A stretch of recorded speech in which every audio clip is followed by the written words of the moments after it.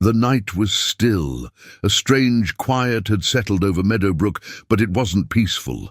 Something unseen was shifting beneath the surface, like dark clouds gathering before a storm. Emily stared out of her window, her thoughts heavy and tangled. The house felt too big, too empty. John was away again, working another long night. He had been distant for months now, ever since he started his new job. The long hours had built a wall between them, one that seemed impossible to climb. Emily hadn't noticed it at first, but now the space between them was undeniable, and she felt herself slipping away, deeper into loneliness. That's when she started going to the church. At first, it was just a place to clear her mind, to feel something other than the ache of waiting for John to come home. But then Father Mark arrived. Father Mark was new to Meadowbrook, and he brought a sense of life to the small, old church. His sermons were powerful, and his words made people feel seen, understood. But it wasn't just the words that pulled Emily in. It was him. His presence was warm, his eyes kind, and somehow, without saying much, he made her feel like she wasn't so alone. At first, it was innocent. She would stay after Mass, helping clean the church or chatting with Father Mark about small things. He always listened carefully, as if everything she said mattered. She found herself looking forward to those moments, craving the peace they brought. But there was something else too, something unspoken that lingered between them, making the air feel heavy when they were alone. Father Mark felt it too. He was careful at first, trying to keep the lines clear. He was a priest, after all, and his duty was to guide, to help. But Emily's sadness, her vulnerability, drew him in more than he expected. He told himself it was just compassion, that he was helping her through a hard time, but deep down, he knew it was becoming more than that. The people of Meadowbrook were starting to talk. It was a small town, and nothing stayed hidden for long. Whispers floated through the air about how often Emily stayed late at the church, how close she seemed to be with Father Mark. But rumors were easy to brush aside. For now, anyway. John remained unaware. He was always away, buried in his work, doing everything he could to provide for his family. He believed everything at home was fine, that Emily was fine. But each time he came home late, the distance between them grew, like a crack spreading through the foundation of their marriage. As the days passed, the tension between Emily and Father Mark grew stronger. They both felt it, the pull that drew them closer, even though they both knew it was wrong. Every look, every conversation was filled with an unspoken weight. It was only a matter of time before the boundary between them would blur. And in a town like Meadowbrook, where secrets rarely stay buried, the storm was about to break. The air in Meadowbrook felt heavier as the days passed. Every encounter between Emily and Father Mark was like a step towards something neither could turn back from. What had started as comforting conversations after Mass had become something else entirely. One evening, after everyone else had left the church, the tension between them finally snapped. The sky outside was dark, and only the flickering candles lit the room. Emily and Father Mark stood alone in the quiet, the silence between them thick with everything they hadn't said. Emily shifted uncomfortably, knowing she should leave, knowing that staying any longer would only make things worse. "I should go," she whispered, her voice barely audible. But she didn't move. Neither did Father Mark. He stood just a few feet away, watching her. "I know," he replied softly, but the words felt hollow. His heart pounded in his chest, and he felt the same pull that Emily did. He knew what was right, but the boundaries he had sworn to uphold were crumbling before his eyes. For a moment they stood there, the weight of their emotions hanging between them. Then, without thinking, Father Mark reached out and gently touched Emily's hand. The contact was brief, but it sent a shock through both of them. It was a line crossed, a door opened that could never be closed again. Emily didn't pull away. She couldn't. She had been lonely for so long, and in that moment, Father Mark was the only thing keeping her from drowning in it. The rules no longer mattered. The guilt was there, nagging at the back of her mind, but the connection between them was stronger. Their first kiss was soft, hesitant, but it set everything in motion. The guilt came crashing down almost immediately, but so did the rush of something forbidden, something neither of them had felt in years. It was wrong, and they both knew it, but neither could stop. After that night, Emily and Father Mark began meeting in secret. At first, they told themselves it was just a talk, to make sense of what had happened. But soon, those meetings turned into something more. They met in hidden corners of the church, stealing moments when no one was around, each encounter pulling them deeper into a web of lies. The thrill of the affair was undeniable. Every stolen glance, every hurried touch was charged with excitement, but beneath the surface, guilt gnawed at them both. Father Mark's sermons became more intense, as if he were trying to preach the guilt out of his heart. Emily grew more distant at home, struggling to keep up the facade of a happy wife while hiding a secret that could destroy everything. John, still oblivious, was starting to notice the changes. Emily had become more withdrawn, more secretive. She was often out late, and when he asked where she had been, her answers were vague and hurried. At first, he chalked it up to stress, maybe boredom from being home alone too much. But the more he thought about it, the more uneasy he became. One night, John confronted her. "Emily, you've been spending a lot of time at the church. What's going on?" His tone was careful, but there was a tension in his voice that hadn't been there before. Emily froze for a moment, her mind racing for an answer. She had practiced her excuses in her head a dozen times, but now, under John's gaze, they all felt weak. "I've just been volunteering more. It keeps me busy," she said, forcing a smile. John didn't look convinced. He nodded slowly, but the suspicion in his eyes lingered. "Just be careful," he said quietly, his voice carrying an undercurrent of worry. He didn't press further, but something had shifted between them. John could feel it. Meanwhile, the whispers in Meadowbrook were growing louder. People had started to notice how often Emily and Father Mark were together, how she lingered after Mass when everyone else had left. No one said anything directly, but the rumors were starting to spread. And in a small town, rumors had a way of turning into truth, whether they were real or not. Emily and Father Mark tried to ignore the growing storm, but it was impossible. The weight of their secret was becoming harder to carry, and the more they tried to hide it, the closer they came to being found out. Little did they know, the cracks in their world were already starting to show. And soon, everything they had built would come crashing down. The weight of their secret became too much to bear. Every time Emily and Father Mark met, the excitement that had once electrified their encounters now felt dangerous, like standing too close to the edge of a cliff. They knew they were on borrowed time. The whispers in town were growing louder, and Emily's behavior at home was becoming impossible to ignore. John, who had once believed everything was fine, couldn't shake the feeling that something was wrong. Emily's distant glances, the way she avoided his questions, and her long absences from home were all adding up to something he didn't want to believe.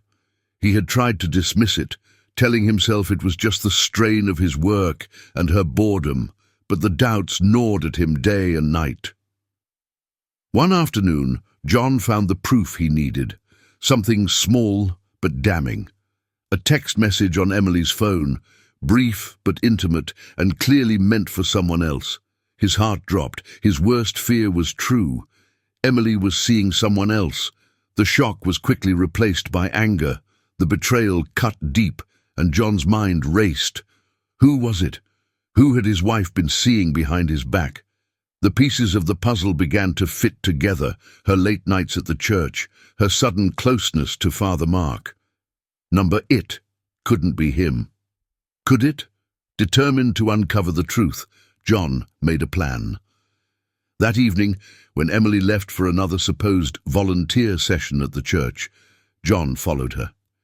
He kept his distance, watching from the shadows as she made her way down the familiar streets of Meadowbrook toward St. Mary's Church. His heart pounded in his chest, a mix of fear, anger, and heartbreak. When Emily slipped inside the church, John waited a moment before quietly following her. The church was dimly lit, the candles casting flickering shadows on the stone walls. He stayed hidden behind the altar, his breath held as he watched the scene unfold before him. Emily was not alone. There, standing close to her, was Father Mark. John's stomach churned as he watched the priest reach out, gently touching Emily's arm.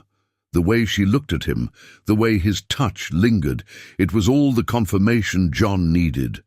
This wasn't just a misunderstanding or a mistake. This was an affair. A burning rage surged through John's body, and before he could stop himself, he stepped out from the shadows. "Emily!"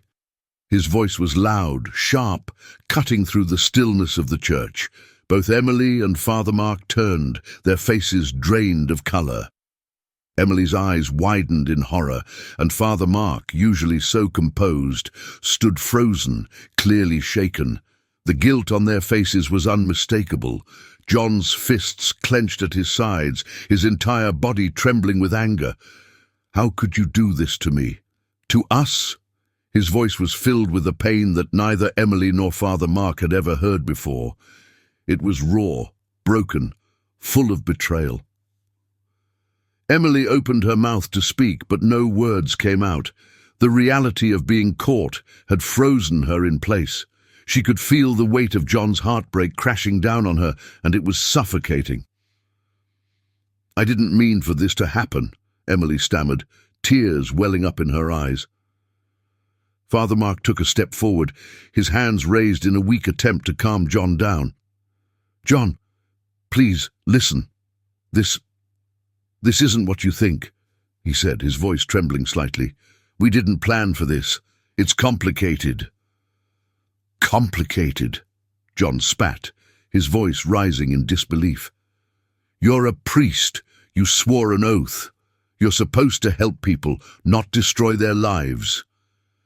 His eyes darted between Emily and Father Mark, his world crumbling around him. "You betrayed me, both of you." The air in the church felt thick, suffocating. John's mind was racing, his anger boiling over. He had trusted Father Mark, a man who was supposed to be a guide, a source of comfort, and Emily, the woman he had loved for years, had broken the very foundation of their marriage. Unable to contain his rage any longer, John lunged at Father Mark, his fists flying. "How could you?" Caught off guard, Father Mark stumbled back, but quickly raised his arms to defend himself. In a moment of sheer panic, he grabbed the nearest object, a heavy crucifix that lay on the altar. Without thinking, he swung it at John. The blow landed hard, splitting John's forehead open. Blood poured from the wound, but John, driven by fury, charged at Father Mark again. Father Mark, now terrified, swung the crucifix once more, this time with more force. The sickening sound of the impact echoed through the empty church. Blood sprayed across the stone floor as John crumpled to the ground, motionless. Emily screamed, her voice breaking through the chaos. She rushed to John's side, her hands shaking as she tried to stop the blood. But it was too late. John's eyes were closed, his body limp. He was gone. Father Mark stood frozen, staring at the blood-stained crucifix in his hands. The weight of what he had done came crashing down on him like a tidal wave. He had killed a man whose wife he had seduced, a man who had once trusted him. The silence in the church was deafening. Emily's sobs echoed through the empty space as she cradled John's lifeless body. Father Mark, still in shock, dropped the crucifix, his hands trembling. He backed away slowly, his mind racing, panic setting in. He had to get out. He had to run before anyone else found out what had happened. Without a word, Father Mark turned and fled into the night, leaving behind the broken remains of a man's life and a wife who was left with nothing but regret.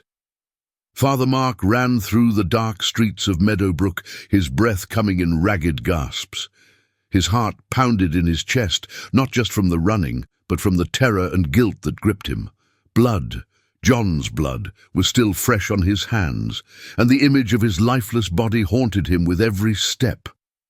The night was eerily quiet, but Father Mark's mind was anything but. His thoughts were racing, the horror of what he had done sinking deeper into his soul. He had crossed a line that could never be uncrossed. He had killed a man. He darted down an alley, his mind scrambling for a plan, but there was no plan. What could he do? Where could he go?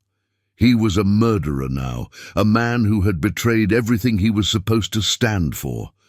The weight of it all crushed him as he realized there was no escaping what he had done.